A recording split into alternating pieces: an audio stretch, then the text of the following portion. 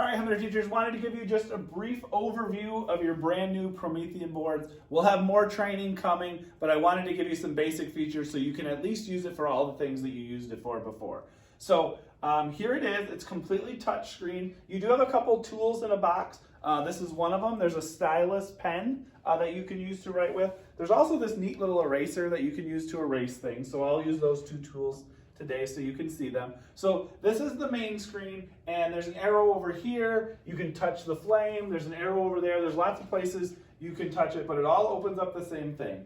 So one of the things that you can use your Promethean board is just for a whiteboard. So I'm going to go through that first. So I'll touch the whiteboard there, and it will turn into it, and it'll look very similar. You can use the pen here if you'd like. There's a pen feature. If you tap on it, it will give you different sizes that you can write with. You can also just use your finger if you want to do that. You can change the size so you can make it bigger. You can change the colors right there. Erasing is easy. A couple of different things you can do. The first thing is if you have your eraser, you can just run it across the board and it erases for you. You also have an eraser over here, and you can turn that on, and then with your finger you can erase. You cannot erase with the pen though. The pen is always for writing. So if you have it on there, you can write and then you can erase. And then also right here under the eraser, the little icon with the screen and the eraser, what that will do is it will erase the whole screen. Has a couple of really nice features that you can use. This one up here with the pound sign, if you turn that on, it gives you some options for grids and paper. So if you're in the lower elementary and you use paper that looks like this for handwriting, you can go ahead and you can use this so you can show the kids where the letters go. It also has the option to switch to like notebook paper. So if you want to use it with notebook paper, they have some graph paper on there. So lots of different options there. They also have the ability to split the screen. That's what the two people with the line is. So I can write on this side, somebody else can write on that side. So we can put problems up there. You can have a math problem, you can have two students solve it together. So it has the ability to split the screen. There's also this one here, which is some tools. So if you want to use the periodic table, you want to show the kids that, you can do that. And then, let's see. I think you need to get your cursor back. Okay, yep, turn on and then my tap arrow. on it. Oh, and then, yep, tap on it, and then the trash. And then, so there's lots of options in there of things that you can use, some different tables, some fraction strips, things like that. And then also, go back to the whiteboard.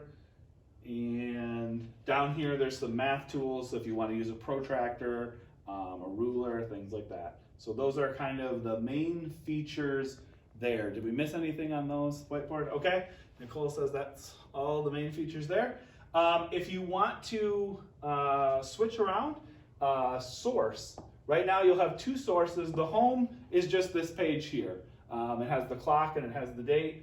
The other source option you'll have, some of you will have, everyone will have VGA, that's for your computer. Some of you will have HDMI, that will be your document camera. Some of you will do, your document camera and your computer will both go through VGA. So here we go, we have an article up here. So just like in the past, you can show videos, they'll show through here. You can pull up articles.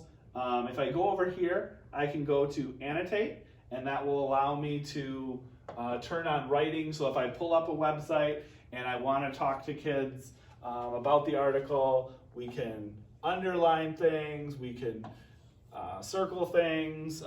There's a highlighter on there, so we could highlight key information in there, so you can annotate on there. And then there's the same erase features and erase the board when you don't want to do that. So you can show YouTube videos on there, things like that. Does the pen work, isn't it? Like, could you tap on the Gmail tab and, like, does the pen work to navigate? Okay. Yep. Thank you.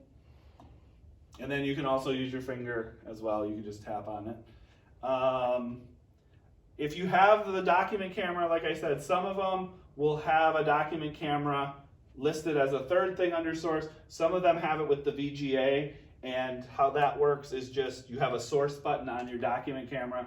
So when I hit that, it turns on my document camera, and then I hit it again, and it toggles back and forth between the computer and that. Let's see. There's lots of other features that we'll get some PD on, but I think that will cover sort of the basics of the different things that you can do with it. Freeze the screen and the touch. Oh, yep. So there's a button down here.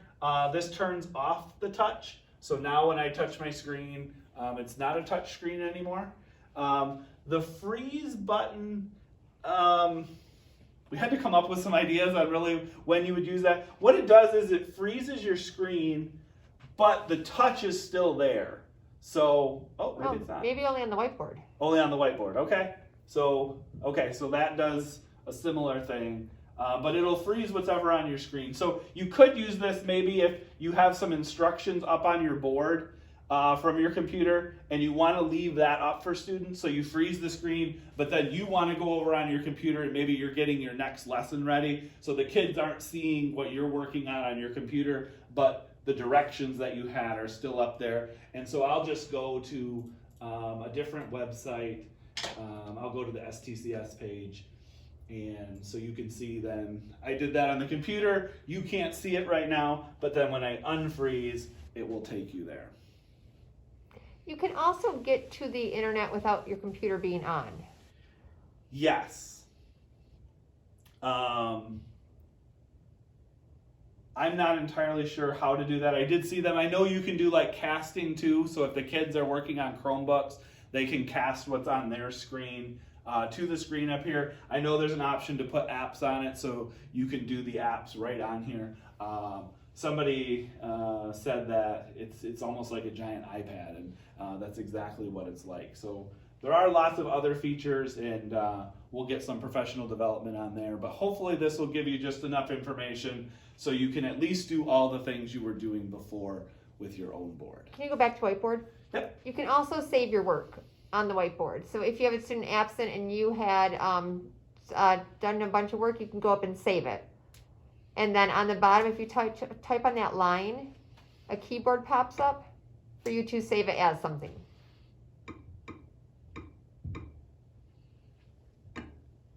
There you go. And then do you know where that saves to? Click on the save button again.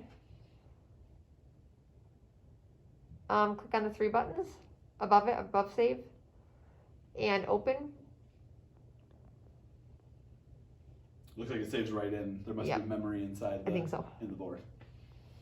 So then it's there. So then you can go, that was the document I saved. They didn't have anything on there, but it would pull it back up. Nice. All right. Awesome.